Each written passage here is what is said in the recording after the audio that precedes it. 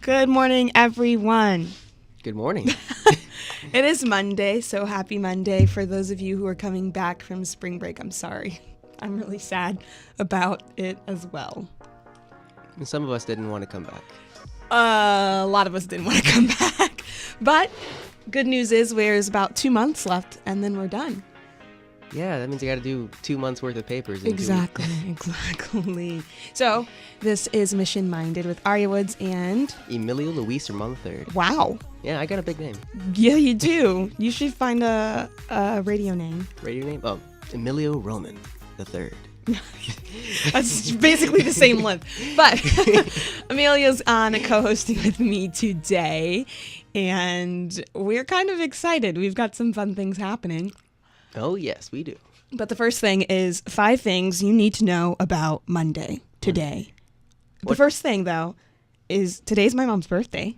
Oh, snap! Oh! I know. I'm super excited about that. Happy birthday, Mom, if you're listening. Happy birthday, Miriam's mom. Right.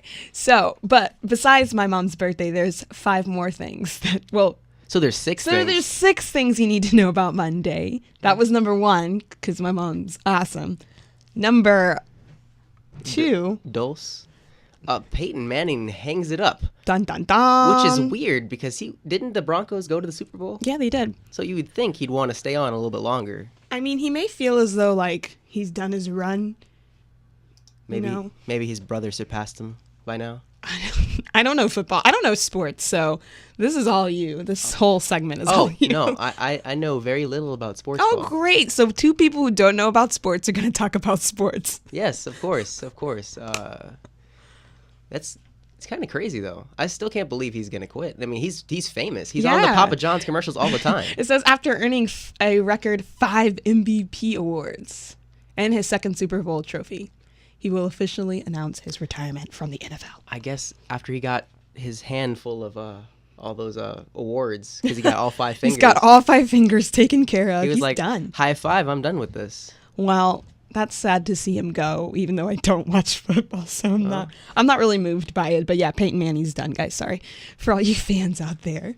Yeah. Up next, the 3rd important thing you need to know about Monday is the European Union leaders will meet with Turkish officials with hopes of slowing the 1 million migrants expected to arrive in Europe this year. So I've heard actually a lot about migrants and how they've been putting them in like migrant camps and all kinds of crazy things. Yeah, concentration camps, Basically, unfortunately. Yeah, so it's really crazy. I even read an article about like this kid that was he had his 17th birthday in a migrant camp. But it was really sad. So I can't imagine it being fun. Yeah, right. Pretty much. But yeah, so they're going to be meeting about that. But they're planning on another 1 million like people to enter into a continent.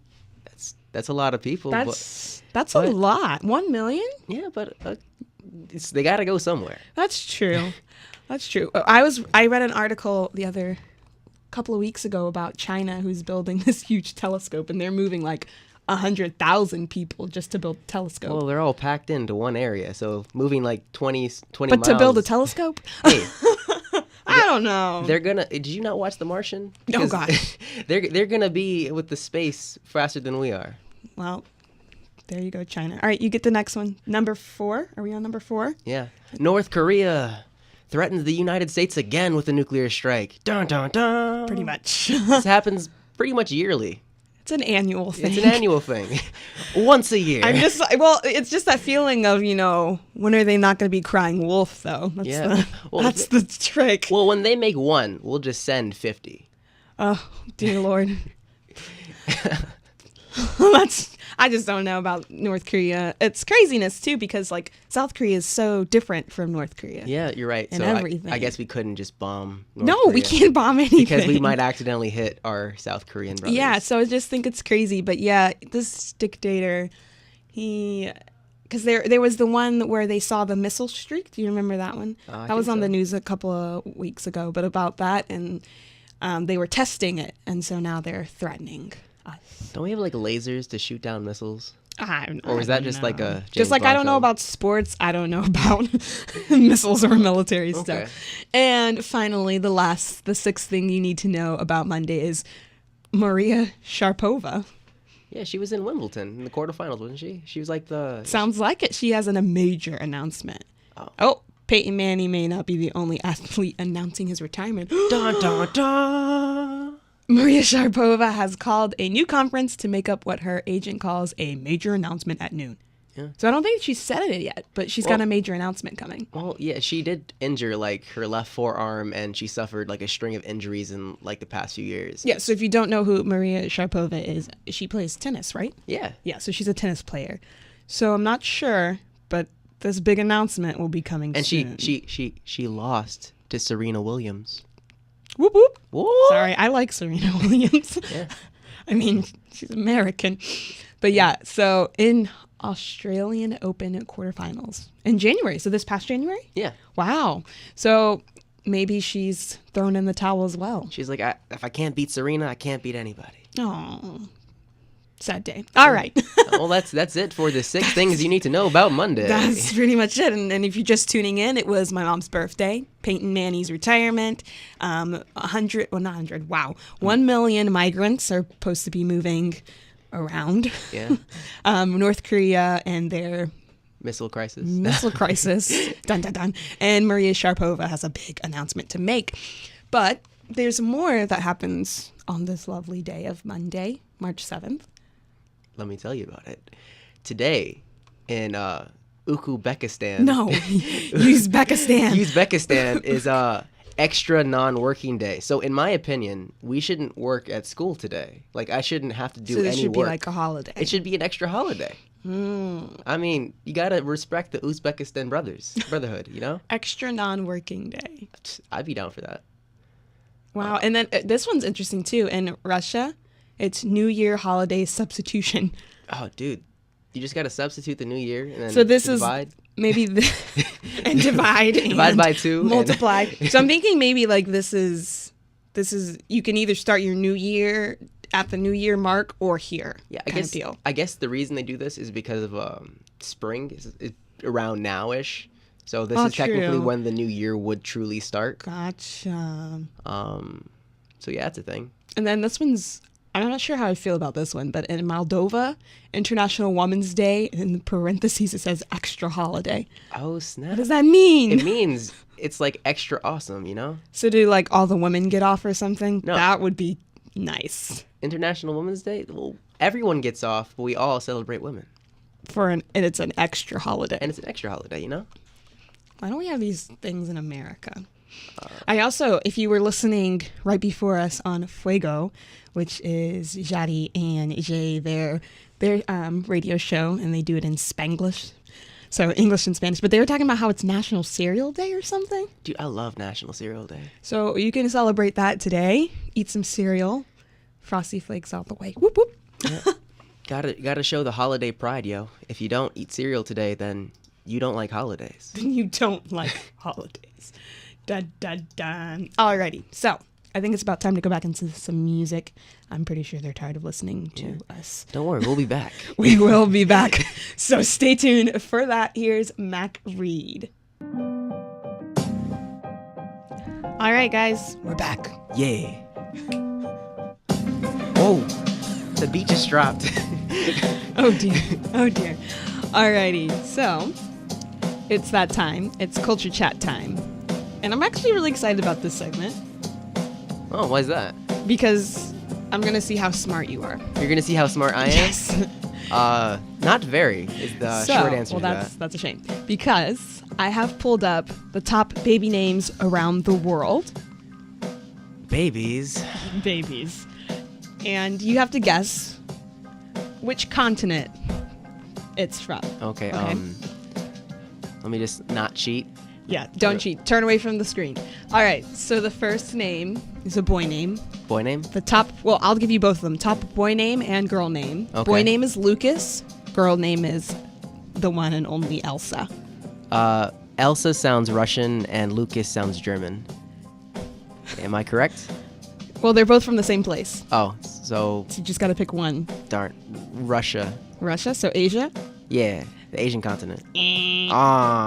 There's Sweden. Swedish? So European. All right. Next one. I should have guessed that from Frozen.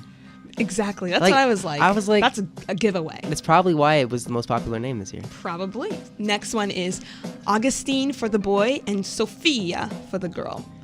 Sofia sounds Spanish, so I'm going to say Latin America. Ding, ding, ding, ding, ding. Chile. Woo! Yay. Sofia. All right. Sofia Ragares.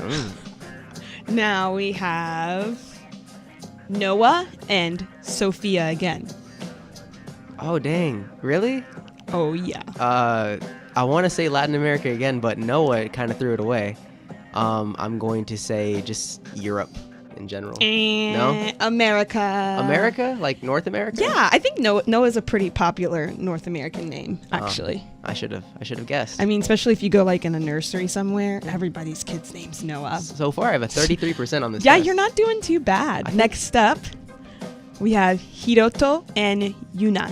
It's Asian continent. Yes. Like, it is. Oh, snap, 50%. Japan.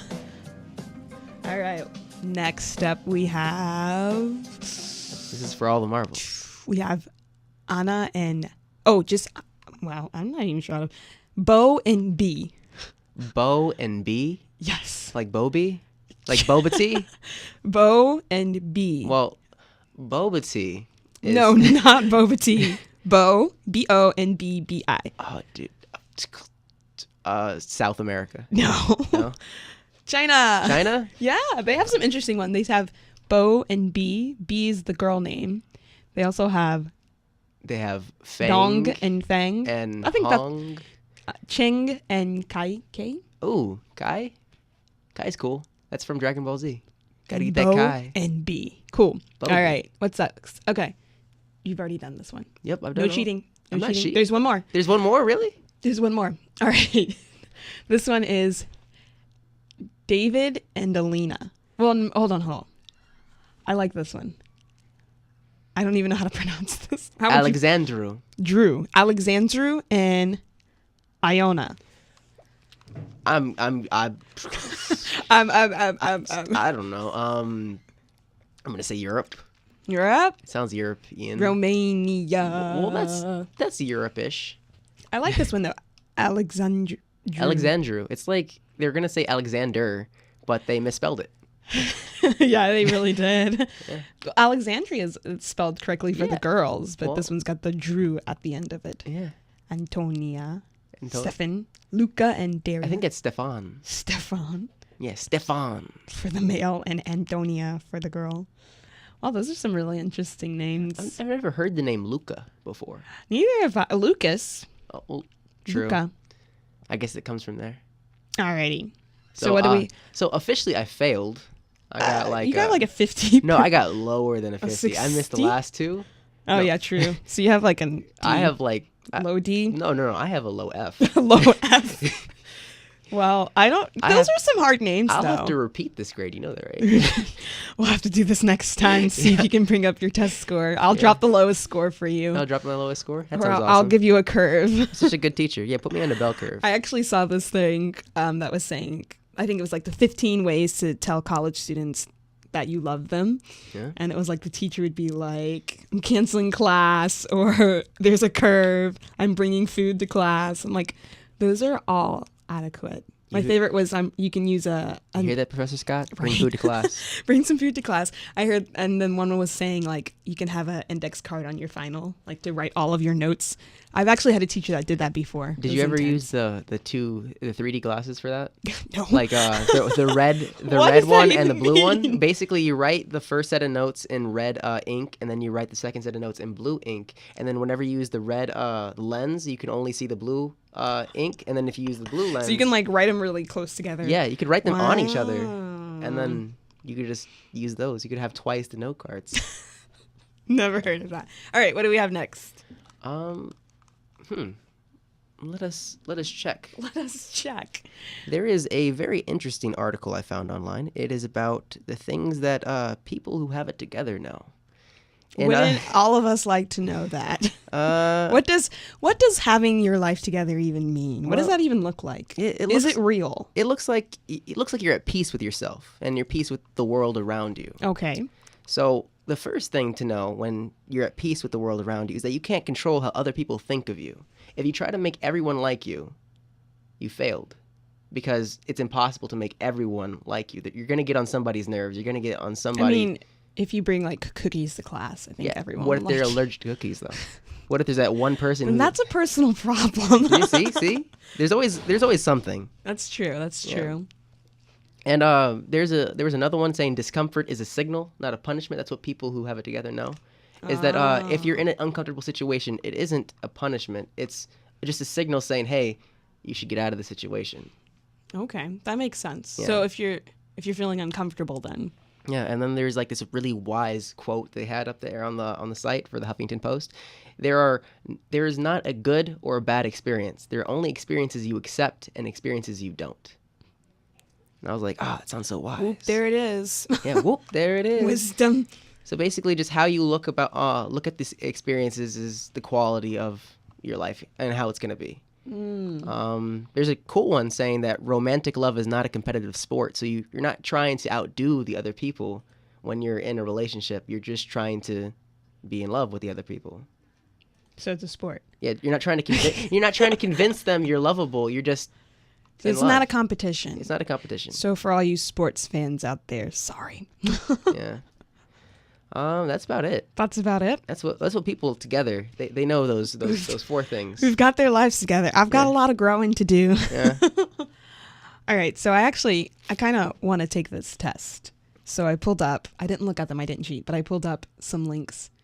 So you're gonna quiz me now. I'm gonna quiz you? Yeah. Oh. I think I can at least get like.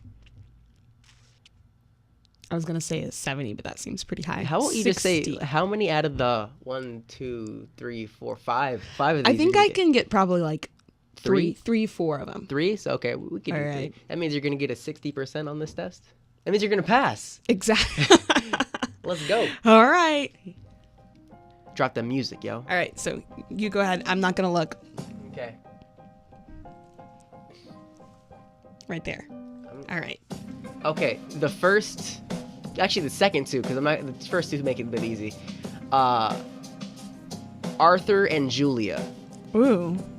Arthur and Julia? Also, I'll give you some extra help. Another set of names is Pedro and Isabella. Ah, see, those are like completely different.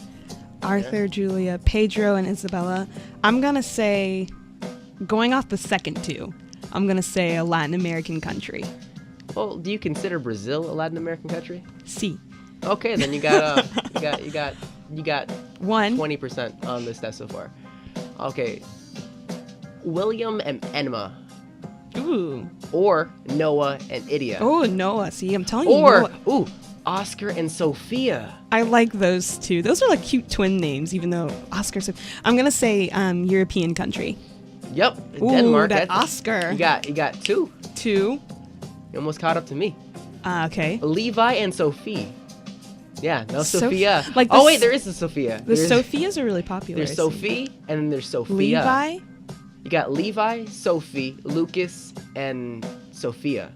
I'm going to go with another European. Yep. Ooh. You got the Netherlands right there. Okay. I saw that. You looked up. I didn't. I was looking up. Hold on. Okay. I was looking up to go here really quickly. Okay. Go back. Okay, we're going back. All right. So we got Jesse and Amelia, or those are Jaden and Anna. United States. Nope, that's Netherlands. Really? Yeah. Jaden and Anna. Okay. Luis and Mia, or Lucas and Sophia. What is with Sophia's, man? Sophia is the most popular name probably in the world. It is. I would say like a... I'll give you another hint. Okay, give me another. Finn and Liana. Ooh, Finn. European? Yeah, Germany. Okay. We're gonna have to get more specific with this last one. You're not gonna be able to cheat this time.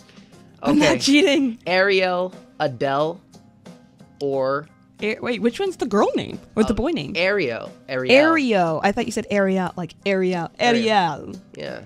And then I can't pronounce any of these. Yusuf and Talia. Yusuf. Asia country, like Middle Eastern. Oh my goodness. You were like on fire. This is Israel. Ooh! High five. So I like got a B. Yeah, you got 4 out of 5. Come on. And I told you I didn't cheat. Maybe just a little bit. Maybe just a little bit. Maybe just a little bit. Alrighty, so we're going to head back into some tunes, give you guys a little listening break, rather, from all of our chatting. Here is Attaboy. Attaboy. Attaboy with All We've Ever Needed.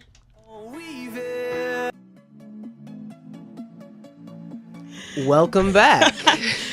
Second, third, fourth time's the charm, right? Yeah, 4 times the charm. Alrighty, so we are back on Mission Minded here on WSU 93.7 FM, your fire station. Yeah, and we have something incredible to show you guys. Yes, we do. Well, the show's called Mission Minded. Yeah. And so in the beginning, we kind of chat about just world news. And then we kind of talk about culture in a little bit, or in the halfway mark about. So we talked about baby names from around the world. We even did a fun quiz. And now it's time to talk about places. So Okay. places that a missionary should go. Because I don't think there's a place a missionary shouldn't go, no matter how dangerous it is, you know? I know some people who would disagree with you. I bet they would. But I feel like as a missionary, I mean, if you're called to go there, you gotta go. Yeah, because like Jonah and stuff. Exactly. I might get eaten by a giant fish. Please don't get eaten by it. Just go to Nineveh. But I don't want to go to Nineveh. Go to Nineveh. I don't want. So we actually have a fun list. Well, this is not a fun list. Oh yeah, it's fantastic. It's fantabulous. Yeah. But this list, as I fade out the music, see how I did that there? This list is probably a little scary, actually. Yeah. But we went ahead and looked up the 10 most dangerous places to be a missionary in. Not saying that missionaries shouldn't go here. Obviously. Not just a missionary, a Christian in general. True, a Christian just in general. Most dangerous places. So I'll let you take number 5. Number 5 is Somalia. Okay. A population 9.1 million. The only issue is there's so little Christians there. Mm-hmm. They have to put very few Christians under number of Christians. That's true. There's not really a count there. We just have very few. Their main religion is Islam, and I'm assuming that people are very, very cautious about going there because it's dangerous for anyone to live there in general. But it's even more dangerous to be a Christian there because they get Christians get killed by Islamic insurgents. Sorry, I was going to say extremists. They just get like 15 were killed in 2009 alone, and stuff like that scares me. Mm-hmm. That makes me not want to go to Nineveh. Because it's I guess the thing, like, it's just you can't even practice, being a Christian there, or even state it, or you're subjected to being killed, and that's just okay, kind of deal. So that is definitely scary. So Somalia. Yeah. Number 4, we have Saudi Arabia, and they have 25.7 million people with 565,400 Christians. So, I mean, you may say, wow, that's a big number, but compared to like 25.7 million, that's like 1 in every 50 people. Yeah, that is not a lot. And their main religion is also Islam with a monarchy government. And they have like public non-Muslim worship is absolutely forbidden. So if you're not doing Muslim worship, then you're probably going to get arrested or executed or it says punishable by death. Yeah, so I mean, there's you'll be arrested, but then you won't be arrested for long. Yeah, so and I had a chance to go to an Islamic mosque. There's one in Tampa. There is? Yeah, and my freshman year, I went with a friend who was filming for a documentary. And it was very, very interesting. Even inside the mosque, the women were separated from the men. So the women were upstairs, and they could only see out of like the windows, where the men were downstairs. And the men were sitting on the floor. But we were all sitting on the floor, but worship was separate that way. So even that's kind of really crazy to think that. Yeah, like 2 different like floors. Like Brown versus Board of Education, There separate, you go. Separate is not equal. In that case, it definitely wasn't, because the ladies, I mean, you could barely hear what he was saying, and then on top of that, you were so far away you couldn't really even see what was going on. And then I guess that's Saudi Arabia. is they have a fear of being open about their faith. Christians, I'm assuming, even with their families. So, I mean, I'm a Christian. My family is Christian. And I have friends who aren't Christian, but I'm not like scared to tell them I'm a Christian kind of deal. I understand. I can be open, whereas here it's like, you can't be open at all. Yeah, if you're open, you could be physically you could be executed. harmed or executed. So that is definitely crazy. Saudi Arabia, they need us missionaries. But the picture, if you look at the picture closely, she's holding an ice cream cone. She is holding an ice cream cone. So she seems happy. It looks delicious. All right, number 3. It's all you. Of Afghanistan. Main religion is Islam. It's a Islamic Republic, and they're again like with the last Somalia. like with Somalia, there's so few Christians. They put under number of Christians, few Christians. So there's not a lot. I'm guessing under 100,000 Christians. Probably, yeah. Population of 28 million people. That is 1 in every 64 people is a Christian. And not even that. That's a little bit lower. It's a lot lower than that. Oof. Especially, it's kind of weird too, thinking like here, I mean, everyone's majority is a Christian. To thinking that you've probably got one. You probably got like 90% of America as Christian or almost Christian. Almost Christian. Semi-Christian. Yeah. They're not sure yet. They're the lukewarm. Soon to be Christian. They're shades of gray. No, we need black or white. It's dangerous for Christians to be there too, mainly because of healthcare is non-existent almost in most parts of Afghanistan, as well as the remote villages, and their Christians are again persecuted and executed because Afghans don't. It says right there, after seeing baptism of Afghan Christians on Afghan television, they killed them. Wow. Okay. Wow. So, I mean, they let them. I guess maybe they didn't know that they were going to do the baptisms live or something like that. So, it's not like Forrest Gump. It's not a box of chocolate. You know what you're gonna get. It's gonna be bad. Yeah, and it even says in August 2010, the Taliban shot and killed 10 members of a Christian medical team that had been providing eye treatment and other health care in remote villages of northern Afghanistan. All they were trying to do was help. Well, yeah, they were trying to give sight to the blind, guys. Look at you. All right, I'll take on number 2. Number two most dangerous place for Christians is Iran. I ran away. I did run away. And the population is 74.2 million with 450,000 Christians. And main religion is That's Islam. 1 in every 140 people. Look at you. Look at math. Yeah. But there was a sharp increase in the number of Christians arrested in Iran during 2010. Many of the approximately 4,500,000 believers in Muslim backgrounds live in fear of harassment by the government. So it's like the government can bother you, whereas we have, all this freedom. Yeah, freedom of religion. So. Yeah, and the government can push down your door and bother you about it. So that's pretty crazy. So it's like they kick down your door. It's like, are you Islamic? No, go to jail. Yeah. So that's another very dangerous place. Yeah. And the picture they use is it's pretty graphic. I mean, it looks kind of scary. It's like a guy with a bloody face and an explosion behind him, and they're taking him down. All right, here's number 1.